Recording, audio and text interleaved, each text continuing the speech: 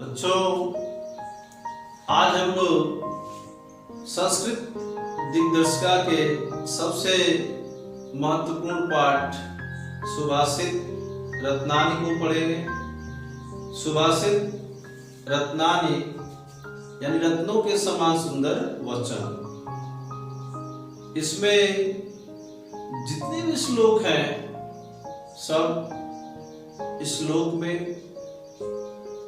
जीवन को लेकर, जीवन में आने वाले आदर्शों के बारे में बतलाया गया है।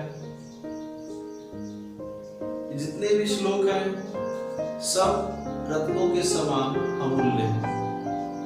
पहला श्लोक देखेंगे कि भाषा मुख्या मधुरा दिव्या गीर्वाण भारती तस्या ही मधुरम काव्यम तस्माद् अपि सुभाषिते। बहुत सुंदर श्लोक है कि भाषा मुख्या मधुरा दिव्या गीर्वाण भारती। गीर्वाण भारती यानी देववाणी संस्कृत। देववाणी संस्कृत भाषा मुख्या, सभी भाषाओं में मुख्य, मधुरा मधुर, दिव्या दिव्य। कि भाषा मुख्या मधुरा दिव्या गीर्वाण भारती, कि देववाणी संस्कृत सभी भाषाओं में मुख्य, मधुर और दिव्य है।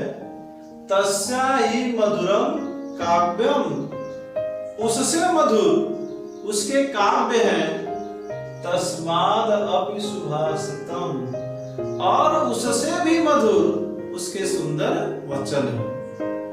बहुत सुंदर श्लोक है, परीक्षा में लगभग पूछा जाता है, इसलिए ध्यानपूर्वक आप पढ़ेंगे कि देववाणी संस्कृत सभी भाषाओं में मुख्य, मधुर और दिव्य है।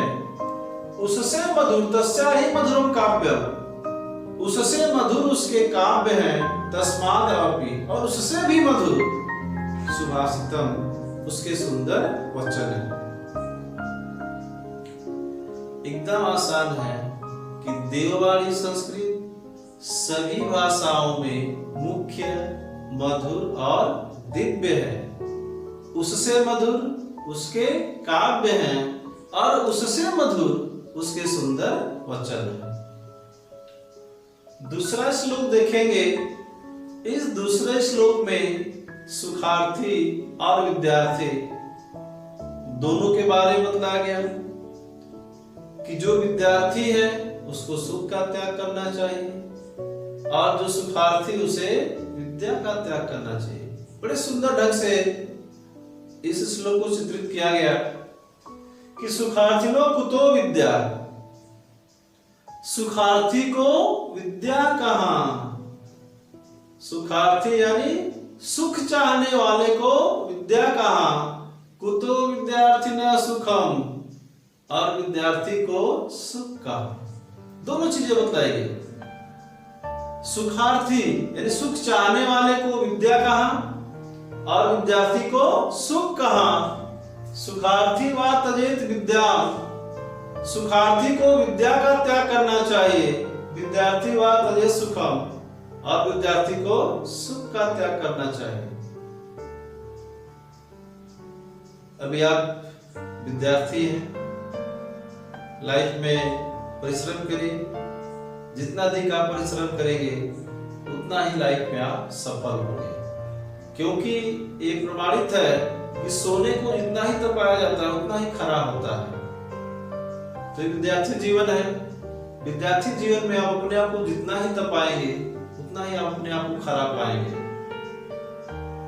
कि सुखार्थिन कुतो विद्या, सुखार्थिन यानी सुखार्थी को, सुख चाहने वाले को विद्या का और विद्यार्थी को सुख का। सुखी व्यक्ति को, सुख चाहने वाले व्यक्ति को विद्या का त्याग करना चाहिए और विद्यार्थी को सुख का त्याग करना चाहिए। तीसरा श्लोक है, इसमें यह बताया गया कि जिस तरह से बूंद बूंद से सागर भरता है, उसी तरह से धीरे धीरे करके जीवन में विद्या, धर्म और धन की पूर्ति होती है। परिश्रम करके, कि एक ही दिन में हम विद्वान नहीं हो जाते, क्योंकि आप पढ़े होंगे या सुने होंगे कि करत करत अभ्यास के जड़मति होत सुजान, रसरी आवत जाते शिल्पे होत निशान। अभ्यास करने से जड़ व्यक्ति भी, मूर्ख व्यक्ति भी विद्वान हो सकता है। आपने कालिदास जी का नाम सुना होगा कि कालिदास को लोग मूर्ख कहते हैं कि वो जिस डाल पर बैठे थे उसी को काट रहे थे। लेकिन आज कालिदास जी जैसा विद्वान संस्कृत साहित्य में कोई नहीं हुआ कि पूरा कविना गणना प्रसंगे कनिष्ठ को अधिष्ठित कालिदास। आज भी जब कवियों की गणना होती है तो सबसे पहले कालिदास को गिनते हैं। तो अभ्यास करने से विद्या प्राप्त होती है, अभ्यास करने से हम धन की प्राप्ति करते हैं। और कोई भी व्यक्ति एक दिन में धर्मात्मा नहीं होता, धीरे धीरे वह अच्छे कार्यों को करता है और उसके पश्चात वह धर्मात्मा होता है। इसको बड़े सुंदर ढंग से इस श्लोक में बतलाया गया है कि जल बिंदु निपातेन क्रमशः पूरते घटः, कि जल बिंदु निपातेन क्रमशः, कि जल की एक एक बूंद से क्रमशः घड़ा भर जाता है। कि जल बिंदु निपातेन, कि जल की एक एक बूंद से क्रमशः घड़ा भर जाता है। सह हेतु, वही कारक है सर्व विद्यानां, सभी प्रकार की विद्याओं का, धर्मस्य च, सभी प्रकार के धर्म का, धनस्य च, और धन का। कि जल बिंदु निपातेन पूर्यते क्रमशः पूर्यते घटः, स हेतु सर्व विद्यानां धर्मस्य च धनस्य च। कि जल की एक एक बूंद से क्रमशः घड़ा भर जाता है। सह हेतु, वही कारक है सभी प्रकार की विद्याओं का, धर्म का और धन का।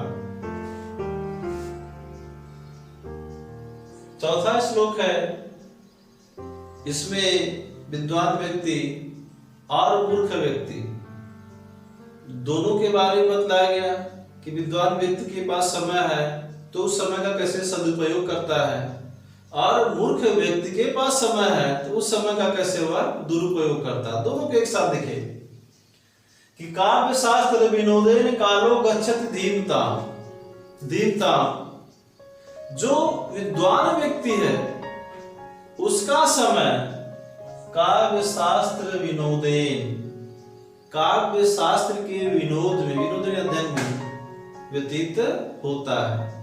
इसके विपरीत व्यसनेन च मूर्खाणाम, मूर्खाणाम, मूर्ख व्यक्ति का समय व्यसनेन, बुरी आदतों में, निद्रा, निद्रा में, और उसके बाद यदि समय बच गया तो कलहेनुवा, तो कलह में यानी लड़ाई और झगड़े में व्यतीत होता है।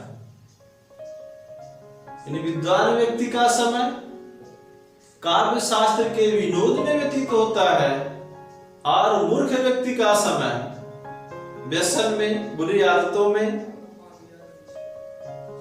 निद्रा में और कलह में व्यतीत होता है।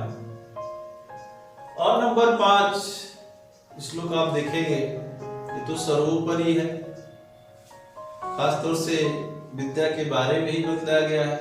विद्या ऐसा धन है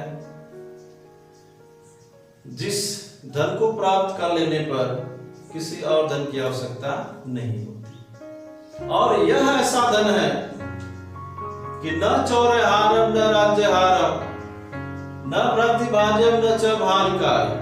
विशेषता क्या है? व्यक्ते वर्धते नित्यम विद्याधनम सर्वधनम प्रधान, यह विशेषता है। किस धन को न चौरहारम, न तो चोर चुरा सकता है, न राज्यहारम, न सकता है। न भातृभाज्यम, न भाई से बांट सकता है, न च भार कार्य, और न ही यह भार के समान है। ऐसा धन है कि न चौर्यहारम, न तो चोर चुरा सकता है, न राज्यहारम, न राजा छीन सकता है, न भातृभाज्यम, न भाई से बांट सकता है, न च भार कार्य, और न ही भार के समान है। विशेषता क्या है? व्यय कृते वर्धते नित्यम, व्यय करने पर, खर्च करने पर, खर्च करने से ऐसा यहाँ अध्ययन करने पर, वर्धते एवं नित्यम, प्रतिदिन बढ़ता है, विद्या धनम, विद्या रूपी धन, सर्वधनम, सभी धनों में प्रधानम, प्रधान है, प्रधान धन है। यानी इस धन को, किस धन, यानी विद्या रूपी धन को न तो चोर चुरा सकता है, न राजा छीन सकता है, न भाई बांट सकता है, न ही यह भार के समान। व्यय करने पर, खर्च करने पर, यानी अध्ययन करने पर यह प्रतिदिन बढ़ता है। विद्या रूपी धन सभी धनों में प्रधान धन है। एक बार फिर देखेंगे 5 श्लोक को।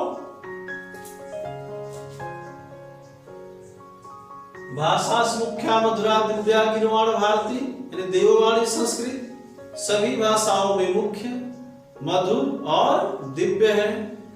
उससे मधुर उसके काव्य है, और उससे भी मधुर उसके सुंदर वचन है।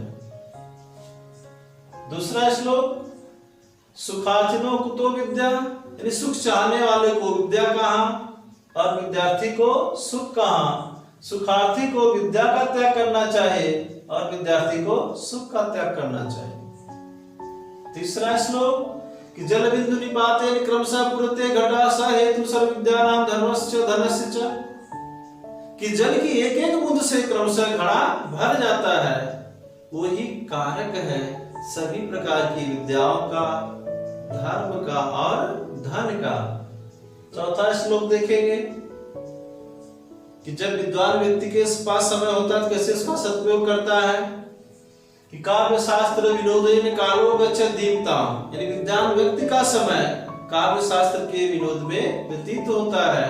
इसके विपरीत मूर्ख व्यक्ति का समय व्यसन में, बुरी आदतों में, निद्रा में और कलह में व्यतीत होता है।